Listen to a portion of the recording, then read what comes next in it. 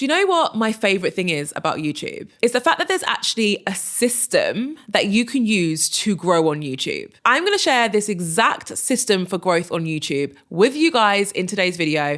It's the same exact system that I've shared with my clients, which have allowed them to go from 0 to 1,000 subscribers in a matter of months. So if you would like to do something similar, stick with me because this video is going to be a good one. Before we get into it though, if you like content like this, please do not forget to hit the subscribe button, leave me a comment, maybe leave me a like if you're feeling super generous, because I upload content like this every single week. Okay, so let's just dive right in. So in order for this system to work and to really unlock the growth that you're looking for, you need to master every single part of the system. So let's start with the most important part, which is all about awareness. This is all about how many people are actually aware that you have a YouTube channel and that you share content on this YouTube channel. People overlook this step so often, but it's genuinely the most important step. If people don't know that you have a YouTube channel and they don't see your content on their homepage, or they don't see your content appear when they search for different videos on YouTube, if they're not seeing your videos anywhere, how on earth are they going to watch your content? And if they're not watching your content, why are they going to subscribe to you? Like, the whole thing falls apart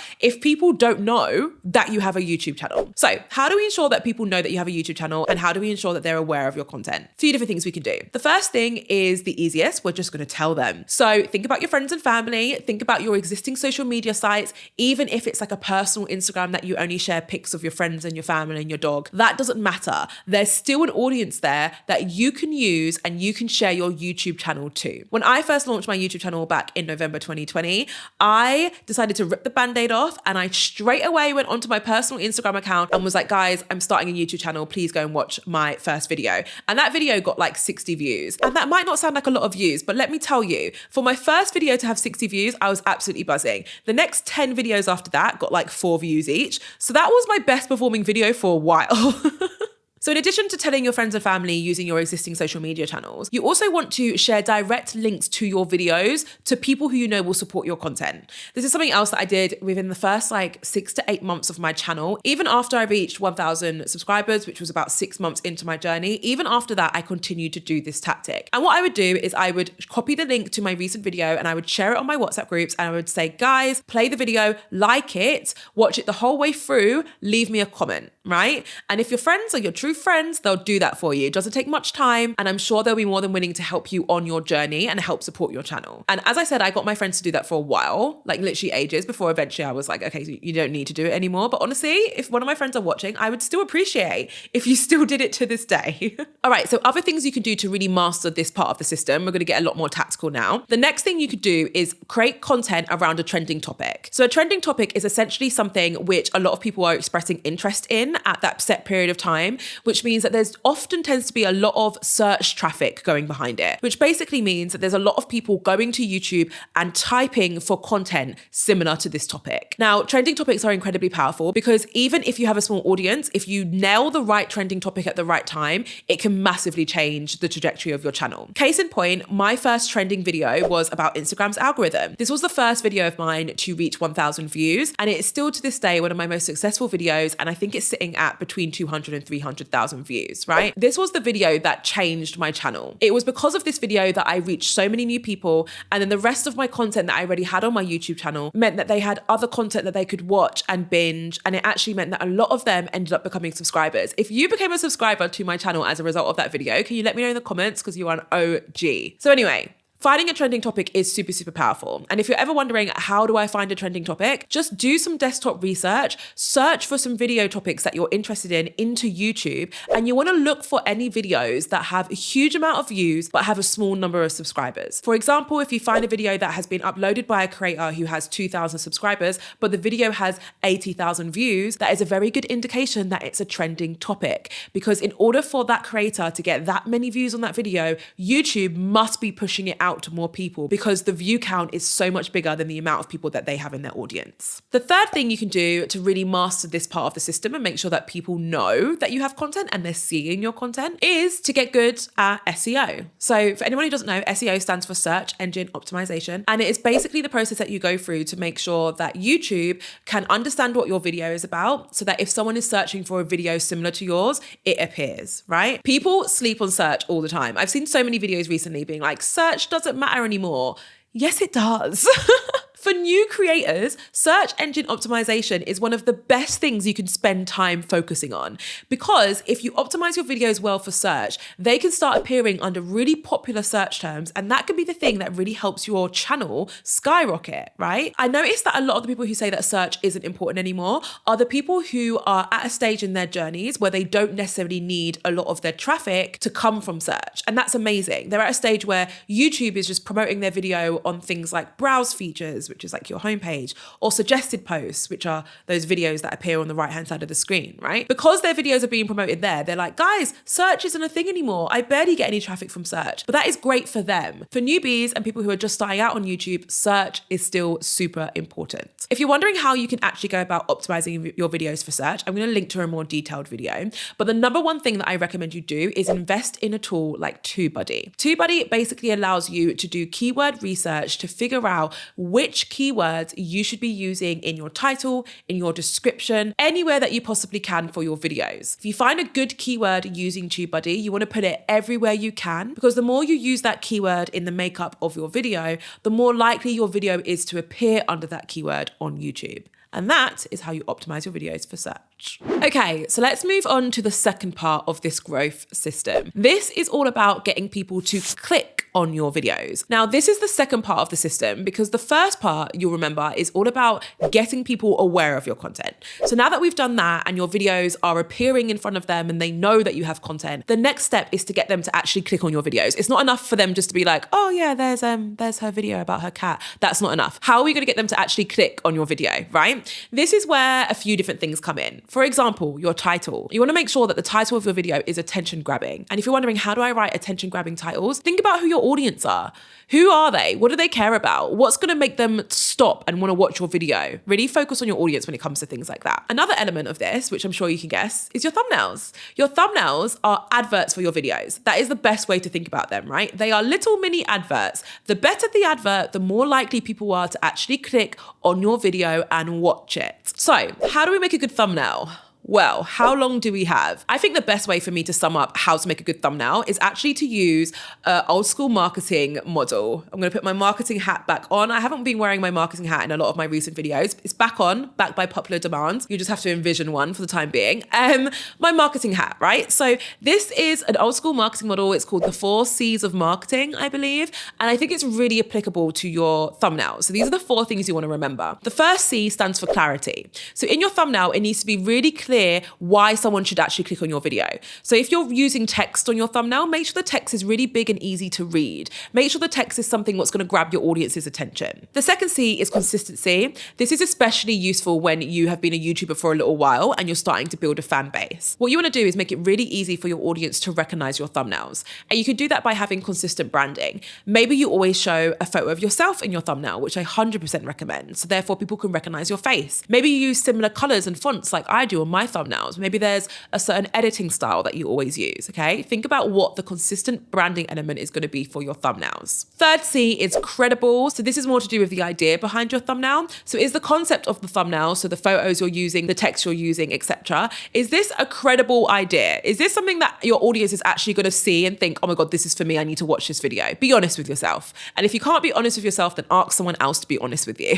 The fourth C stands for competitive. So will this thumbnail stand out against your competitors? I do this because I don't really like to call like fellow creators competitors, because they're not. Like, there's enough content to go around for everyone. But just like other people in your niche that your audience might also watch, ask yourself, how are you going to make your thumbnail stand out against theirs? How are you going to make it unique in some way? If you're feeling really stuck with your thumbnails, I always recommend spending some time just researching other thumbnails for videos that are similar to yours. It's important here though that we focus on inspiration and not imitation. So I don't want to encourage any form of cut and paste thumbnails. Like that's not competitive, which is one of the 4 C's. What instead we want to do is just get some inspiration, because that might spark some ideas for our thumbnails. Speaking of the cut and paste, I actually found out somewhat recently that someone, when I say copied my whole thumbnail, and I'm pretty sure this is the first time this has happened to me, but someone literally took one of my old videos about pitching, the entire thumbnail, the font, the colors, the background, the text, everything was exactly the same apart from the photo. They swapped the photo out with a photo of them, because that would have been really weird if they didn't do that. Wild, right? Same title,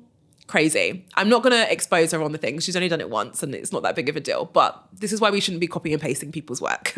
Okay, so we've mastered the first two parts of the system, right? People are aware that you have a YouTube channel, they're seeing your content, and now people are clicking your content. Great. You might be thinking that's it, job done. No. The next thing we now need to do is potentially one of the most important parts. We need to get people to actually watch the whole video. People forget this all the time. They're like, look, I've got loads of views. What's the problem? The problem is that how YouTube's algorithm works is that it favors creators who can keep people on the platform for longer. So if I'm going to create a video that is 10 minutes long and I have got people watching at least half of that video and then they just go on to watch my other content afterwards, YouTube will reward me for it. They'll see me as a creator who actually keeps people on their platform, and therefore my content is going to be pushed out to more people. So retention is the word that we're looking for here, and it's very important. It's not enough just to get someone to click on your video if they're going to click off straight away. We got to get them to watch majority of your video the whole way through. So how do we do that? Well, there's one tactic that I really want to focus on here that's going to help you with your retention. And that tactic is about delivering value and doing it quickly. We will all be sharing some form of value in our content. At least I really hope that we are. We should all be offering something of value.